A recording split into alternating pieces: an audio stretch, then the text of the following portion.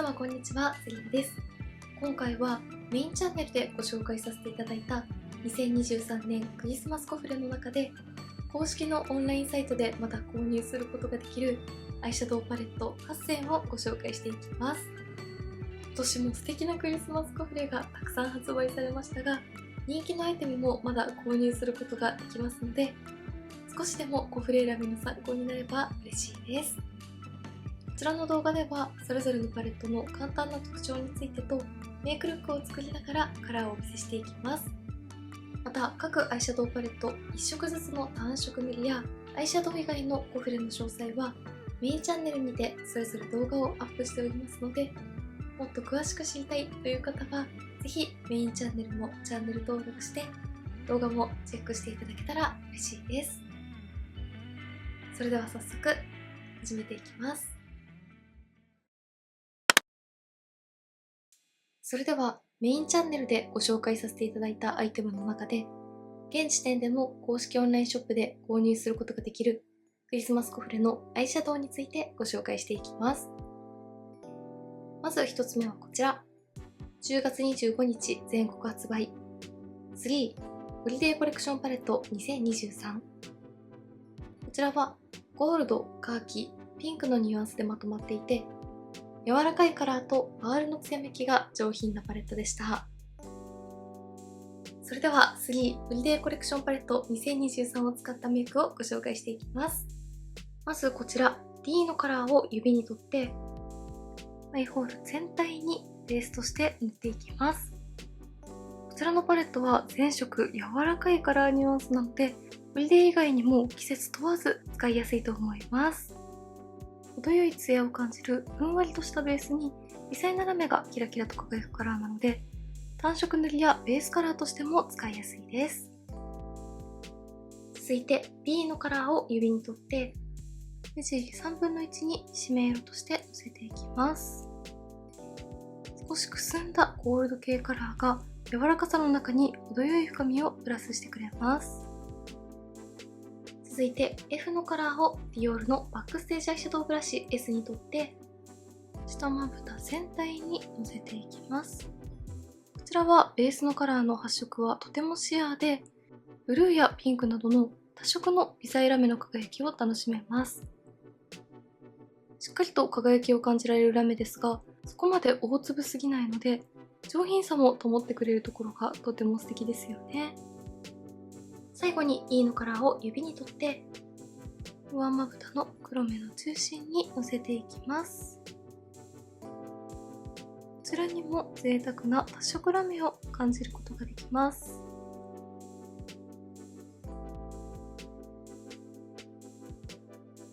はい、こんな感じで3のホリデーコレクションパレット2023を使ったメイクが完成しました。今回はこのパレットの中のピンクとゴールドのニュアンスをメインに使ってみました。ベースには比較的ラメは控えめで、ふんわりとしたニュアンスの中にツヤを感じるようなカラーでグラデーションを作った後に、上下のまぶたに今回のパレットの中でも特にしっかりとラメを感じることができるカラーを使って華やかさをプラスしてみました。3のパレットは柔らかくて温かみを感じるカラーのベースに透明感抜群のピンクやブルーのラメを楽しめるところが大きなポイントですよね。ラメ自体はしっかりと輝きますが、そこまで大粒すぎないのと、ベースのカラーもパール感が強すぎなくて、ふんわりとしている質感のおかげでギラギラしすぎない上品なラメメイクを楽しむことができます。引きで見るとこんな感じです。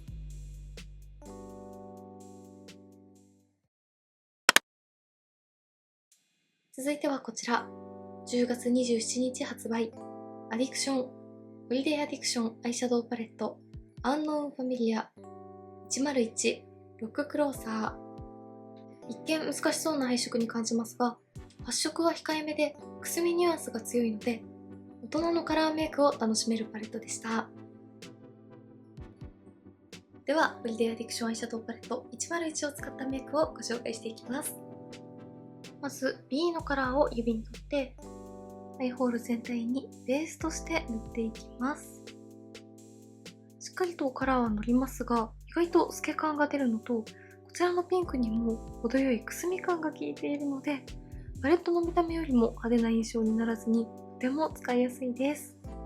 シルバーやブルーのラメが輝いているので、色っぽさと透明感を感じるようなピンクカラーです。続いて E のカラーをブラシに取って、上まぶた目尻3分の1に締め色として塗っていきます。こちらはパールやラメを感じないマット質感なので、しっかりと目元を引き締めてくれます。続いて C のカラーをブラシに取って、下まぶた全体にのせていきます。こちらはパール質感でしっとりとしたツヤを演出してくれます。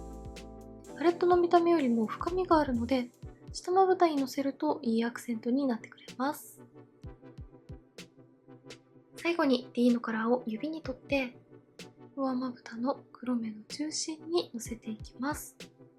一見鮮やかなブルー系に見えるので、ピンクの上に重ねると少し難しそうかなと感じやすいですが、こちらのブルーのカラーはほんのりとホワイトに近いような柔らかいブルーがベースに発色した上に、ブルーやピンクなどのラメを感じるようなかなり馴染みのいい透明感カラーなので、ピンクと掛け合わせるとこんな感じで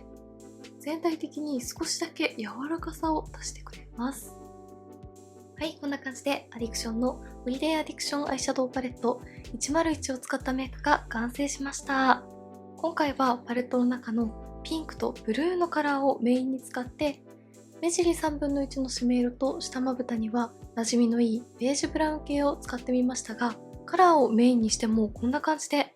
実際にまぶたの上にのせてみると、パレットで見るよりも全体的にカラーにくすみニュアンスが効いているので、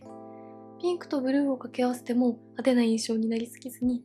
大人のカラーメイクを楽しむことができました。特に黒目の中心にアクセントとしてのせたブルーのカラーは、ほんの少しだけ白っぽい明るさを感じつつ、透け感のあるベースに、ピンクやブルーの微細ラメがキラキラと輝くような仕上がりだったので、いろいろなメイクのアクセントとしても使いやすいカラーだなと思います。他にもこういったベーシックなカラーも揃っているので、ホリデーらしい華やかなメイクもベーシックなメイクも一つで楽しめるパレットです。引きで見るとこんな感じです。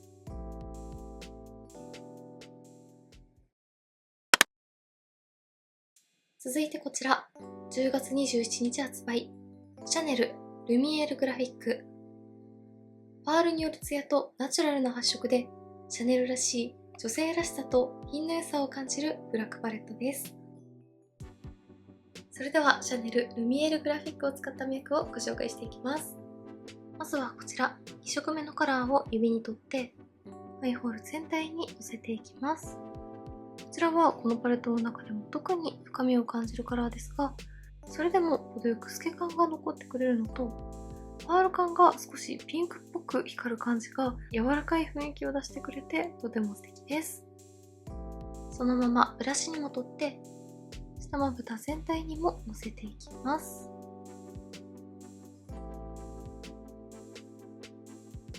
続いてこちらのブラックのカラーをブラシに取って、上まぶたの目尻3分の1に締め色としてのせていきます。こちらのカラーは指塗りをしても程よく透け感が残るのと、ブルーのパールが効いているので暗くなりすぎないブラックカラーという感じで、ブラウン系の締め色の代わりとしても使えるようなとても使いやすいカラーです。そのまま下まぶたの目尻3分の1にも入れて、しっかりと目元を引き締めていきます。最後にこちらの4色目を指に取って、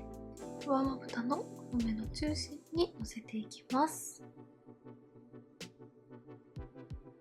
はい、こんな感じでシャネルのルミエールグラフィックを使ったメイクが完成しました。今回はパレットの中でも特に深みを感じるニュアンスの2色をしっかりと発色させて目元にメリハリをつけてみましたが、それでもこんな感じで絶妙な透け感が残っているのと、全体的に上品なパールによるツヤを感じられる質感だったので、目元を引き締めつつも柔らかさが残るようなとても素敵なパレットです。ブラックのアイシャドウ初挑戦という方にもとても使いやすいと思います。引きで見るとこんな感じです。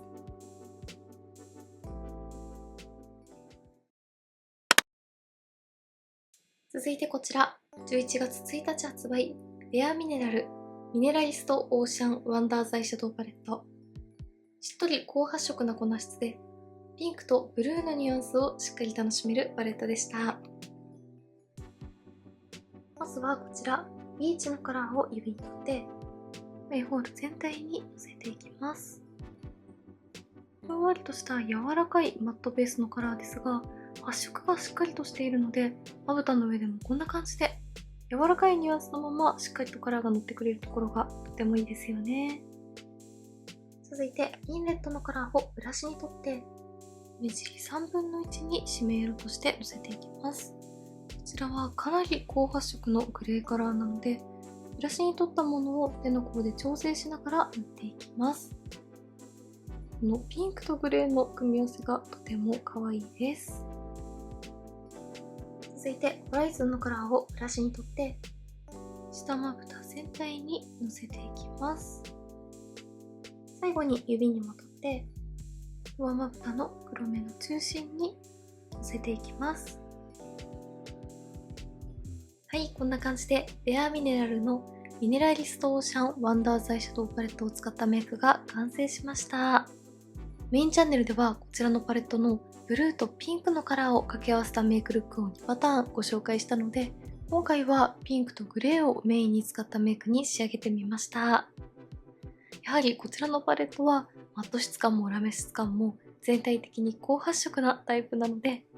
ベースに使ったマットのピンクも柔らかいニュアンスですが、しっかりとまぶたの上に発色をしてくれて、上下のまぶたにアクセントで重ねたラメカラーもしっかりとパールのツヤとラメの両方を楽しめるような贅沢な高発色パレットでした。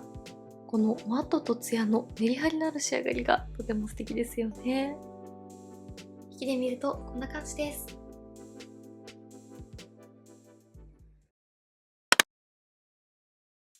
続いて11月3日発売、ディオールショーサンククルール043ナイトウォーク。高発色でマット、パール、ラメの様々なニュアンスが楽しめて、シルバー、グレー系の中に温かみを感じるゴールドがアクセントになるパレットでした。それではディオールショーサンククルール043ナイトウォークを使ったメイクをご紹介していきます。まずは左下のカラーを指に取って、メイホール全体にベースとして塗っていきます。こちらは高発色でダークなシルバー系カラーなので、一色でも目元をしっかりと引き締めてくれます。ホリデーらしいカラーですよね。続いて中央のカラーを指に取って、上から全体的にかけていきます。シルバーとグレー系でまとまっていますが、このアクセントのゴールドを重ねることで、他のブランドのシルバー系アイシャドウとはまた違ったニュアンスを楽しめます。そのままブラシにも取って、下まぶた全体にものせていきます。最後に右下のカラーをブラシに取って、下まぶたのまつげの際にライン状になるようにのせて引き締めていきます。はい、ディオールショーサンククルール043のナイトウォークはこんな感じでした。今回のメイクでは高発色なグレーをしっかりとのせた上に、あえてゴールドを重ねてみて、大人っぽい透明感の中に華やかさを感じるようなメイクに仕上げてみました。寒色系と暖色系という正反対な2色ですが、とても馴染みが良くて絶妙な仕上がりですよね。一味違ったニュアンスのシルバーやグレー、ブラック系のアイシャドウに挑戦したいという方におすすめです。引きで見るとこんな感じです。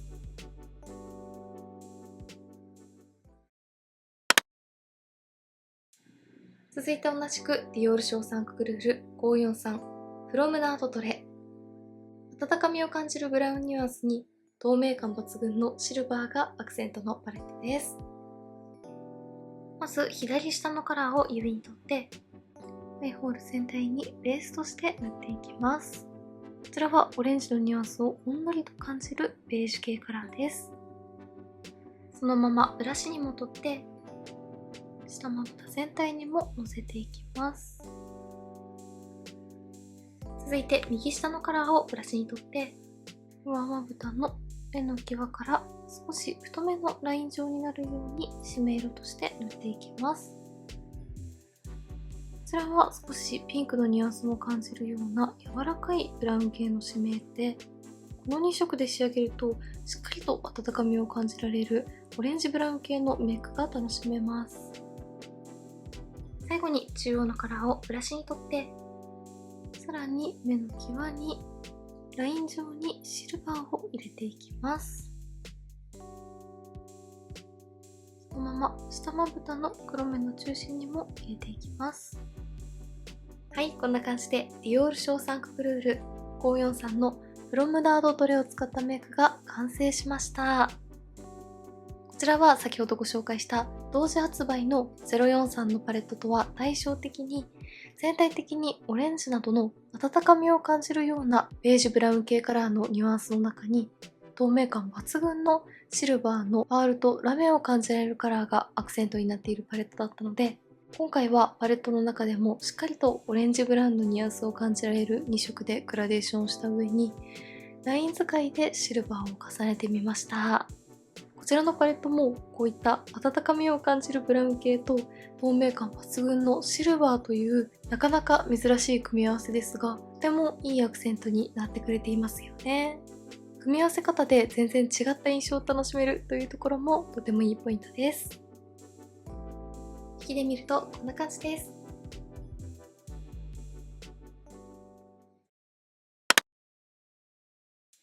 続いてこちら、アーデム系ダンシングディメンションズアイシャドウパレット。こちらは全色ラメカラーの贅沢ラメパレットで、パレットの見た目よりもかなり柔らかいカラーニュアンスが特徴です。まず F のカラーを指に取って、アイホール全体にベースとして塗っていきます。こちらのパレットは比較的明るめのニュアンスがセットされていますが、このグレーカラーはクールで大人っぽい印象も感じられます。ゴールドやレッドなどの多色のラメの輝きがとても綺麗です。続いて E のカラーを指に取って、上まぶたの目尻3分の1に締め色としてのせていきます。このグレーとローズ系を組み合わせると、大人っぽさの中に可愛らしさも感じられてとても可愛いです。そのままブラシにも取って、下まぶた全体にも入れていきます。続いて D のカラーをブラシに取って、下まぶたの黒目の中心にもアクセントとしてのせていきます。最後に C のカラーを指に取って、上まぶたの黒目の中心に重ねて、さらにラメを足していきます。はい、こんな感じで RMK のダンシングディメンションズアイシャドウパレットを使ったメイクが完成しました。こちらのパレットは何といってもこの大粒のラメが特徴的で、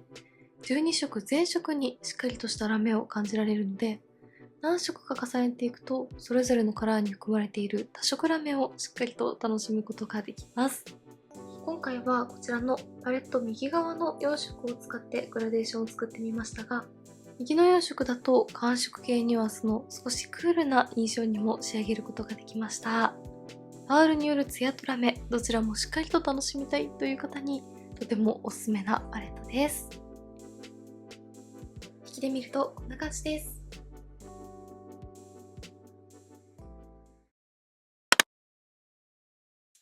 そして最後はこちら、11月17日発売、ディオールバックステージアイシャドウパレット010のコッパー。高発色のマット、ラメが強すぎないサテン質感などがセットされていてとても使いやすいです。大人のコッパーカラーが楽しめるパレットでした。まず下段の左端のカラーを指に取ってアイホール全体にのせていきます。鮮やかでオレンジのニュアンスが効いているコッパーカラーです。こちらはサテン質感ですが、そこまでラメやパールが強すぎないので派手な印象になりすぎなくて使いやすいです。続いて上段の右端のカラーを指に取って上まぶたの黒目の中心に少し広めのラインにぼかしながらのせていきます。こちらもベースに塗ったカラーと同じサテン質感ですが、このカラーの方がしっかりとしたツヤを感じることができます。ワックステージアイパレットは同じ質感でもカラーごとに絶妙に発色の濃さやパールやラメの質感が違うところもいろいろなメイクが楽しめていいですよね。続いて上段の中央のカラーをブラシに取って下まぶた全体にのせて、上まぶたのまつげの際にものせていきます。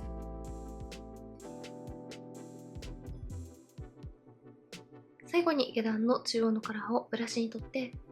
下まぶたのまつげの際にのせていきます。はい、こんな感じでディオールバックステージアイパレット010コッパーのカラーを使ったメイクが完成しました。こちらのパレットにはブラウン系などの落ち着いたカラーニュアンスも多く含まれていましたが、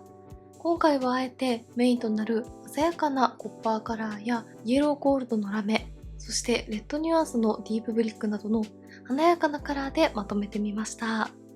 他のブランドのパレットと比較をしてみると全体的に高発色なのとパールやラメも抑えめなのでトレンド感がある目元は楽しめますが、派手になりすぎないところも使いやすいポイントです。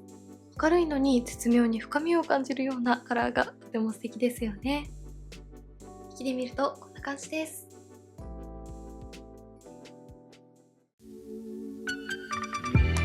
はい、ではこんな感じで